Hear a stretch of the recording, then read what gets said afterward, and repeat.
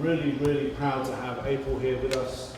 April founded the program, even though officially she was hired in 1995. Were some of you born then?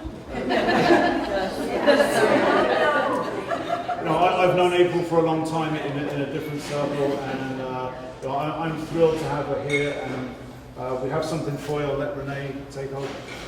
Well, many of you don't realize how difficult it is to start a program, and I did it in 1987, and I know none of you were born back then, but you don't have, oh, you were, yay! April and I were. I definitely was. But it's quite different than what you guys have seen today, and hopefully in the next 5 to 10 years you'll see a difference. Opportunities for the next pioneers of women that are coming to play for the soccer program. As you may or may not know, she took the soccer team to 2 NCAA tournaments. They were 87, 57, and 8, and that's very impressive, especially starting a new program. The first year was probably a little more suspect than the years to come. I'm just guessing. No, you were great. Oh, you're great. But the most important thing is that April did a great job recruiting young women to have opportunities to play soccer, a sport they love in college. You know, she had an impact on their lives, and she really set a strong foundation for the future.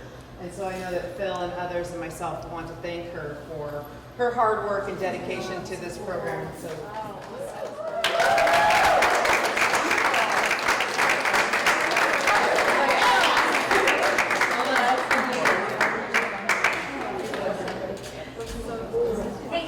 I want to thank Phil and the current staff and the administration for putting this together and organizing this.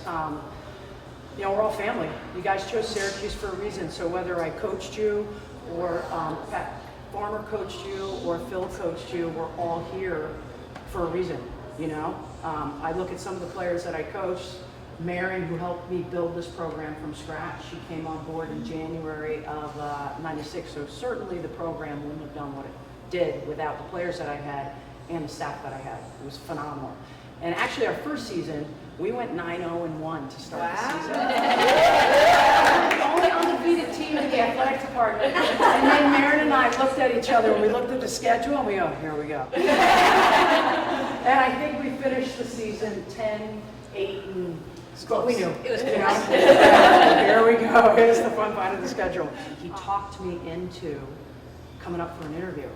And it's kind of like when you take your official visit. Before you even leave, you're like, that's where I want to go. It's like a sixth sense. It's a little tug in your heart, right? And that's how you want to feel when you take a visit. Well, that's exactly how I knew. I go, I'm taking official visits. I just got to take you to the best restaurant. And before I left Syracuse, I knew I wanted the job. I was saying, I hope they offer it to me. I hope they offer it to me. And when they did, I'm like, I'm there. Boom. And I left Western Massachusetts a week later, and I never looked back. It was fun. But they took a big risk. They're starting from something from scratch, which is pretty special. And so in our third season, when we went to the NCAAs, we were like, oh my gosh, this is amazing. We were actually in the academic wing, and you know, the internet wasn't really, we had the internet, we had email. Who did? Was it smoke signals and whatnot? But we dialed up, and they were naming the schools off over the phone. And when they said our name, I mean, it was like, everyone was sprinting out. I'm like, wait a minute, get back here! We gotta talk about this. We're playing, where we're going. Tears, I mean, it was a wonderful feeling. But it was just I think it was a reflection of Syracuse. Like, Syracuse wins. It's a great school. It's a great place to be. And you're going to have your ups, you're going to have your downs. But the bottom line is, like, Syracuse is a wonderful place. Wouldn't trade it for the world. It was an awesome experience.